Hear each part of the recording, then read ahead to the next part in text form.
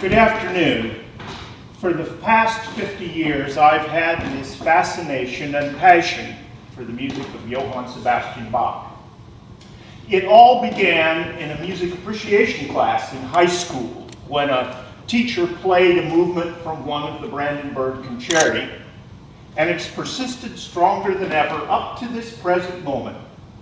One of the reasons that I became a keyboardist, an organist and a harpsichordist is because Bach wrote some of his most attractive music for the king of instruments and the harpsichord. In 1985, when the whole world celebrated the tricentenary of Bach's birth, musicians from all over the world contributed to a big celebration held at various times throughout the world. For my part, I thought I would try to recreate some moments in the composer's life. I think whenever anyone studies a famous person, they always have that inclination to walk around in that person's shoes. And so I've indulged my fantasy, and the following is just a little bit of a one-act play that I wrote with music of Bach for the occasion. The year is 1747. Bach is 63, which is old for that time and place, and we find him seated at his work table in the choir loft of St. Thomas's Church in Leipzig, Germany. He's just returned home from a very prestigious trip. He went to visit his son, Carl Philipp Emanuel, who was serving as Frederick the Great's harpsichordist. And so we find him seated at his work table reading a newspaper only a week or so old of his trip to the royal court. Soon he will be interrupted by one of his students, Herr Johann Altnickel. Now, Altnickel lived in the Bach family home, as was the custom at that time for students because they were apprentices in the craft of music. And so this is the opening of that.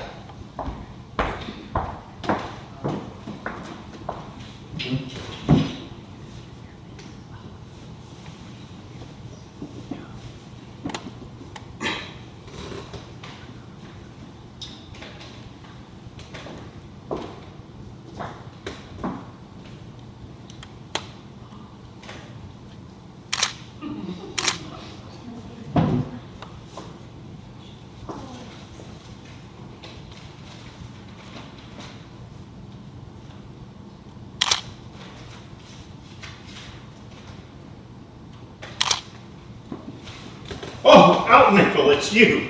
I see you found my hiding place. Come, sit down. I love to come here on summer mornings and sit and read and practice and compose. That room they give me next to the 6th grade in the school is so noisy that I can't hear the music I write, let alone the rest. So I come over here and spend my mornings. Even old Heinrich, the organ pumper, comes and will pump the organ while I practice. Oh, I hear well enough what's on the page, but sometimes what I put on the page is not so comfortable under the hand. Look what I'm reading. It's the newspaper account of my visit to the court in Potsdam. Let me read it to you.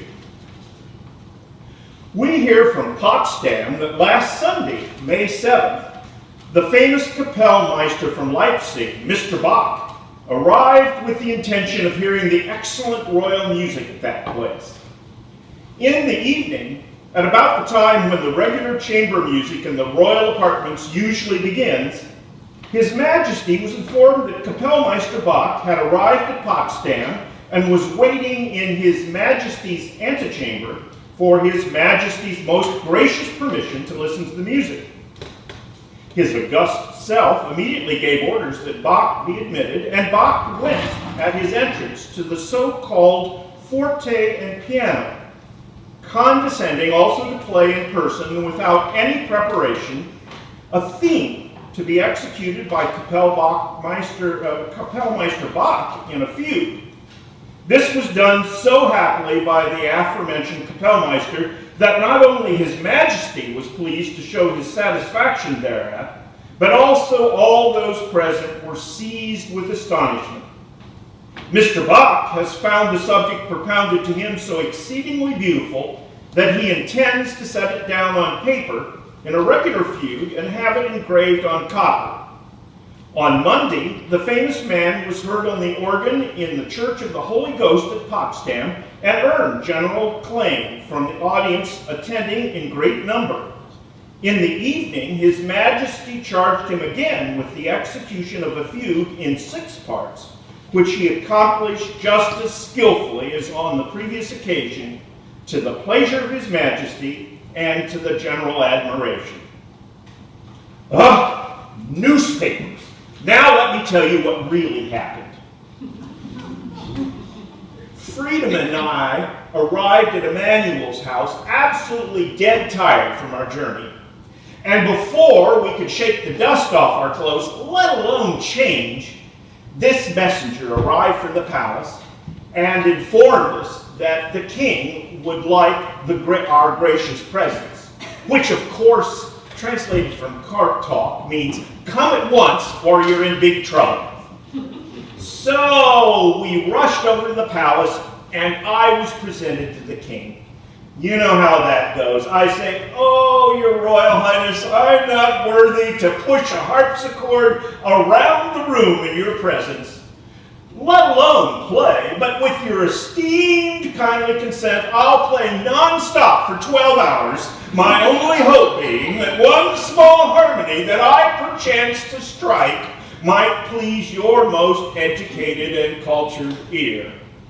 Yuck!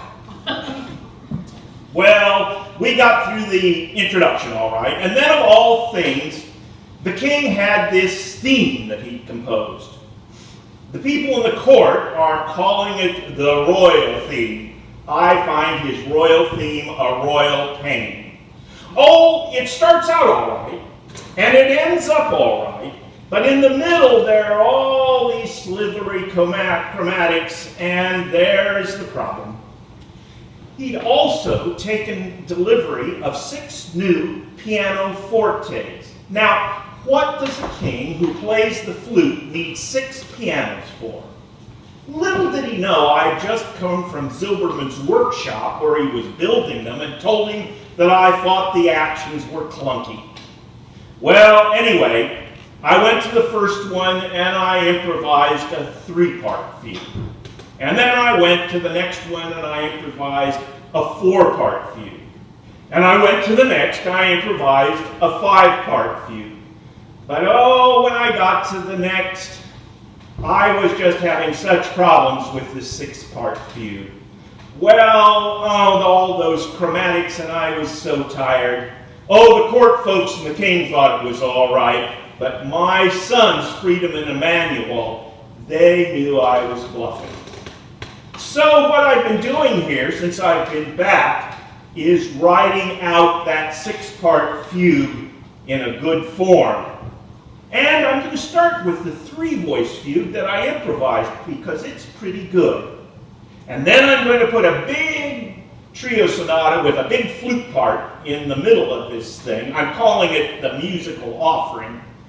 And I'll send it to the king, and maybe because of the flute part, he'll play a little of it, not like those concertos I sent to the Margrave of Brandenburg, who I don't think he ever played them. Well, you know, I like this 3-part fugue that I wrote. Why don't you come over here to the harpsichord and I'll play it for you.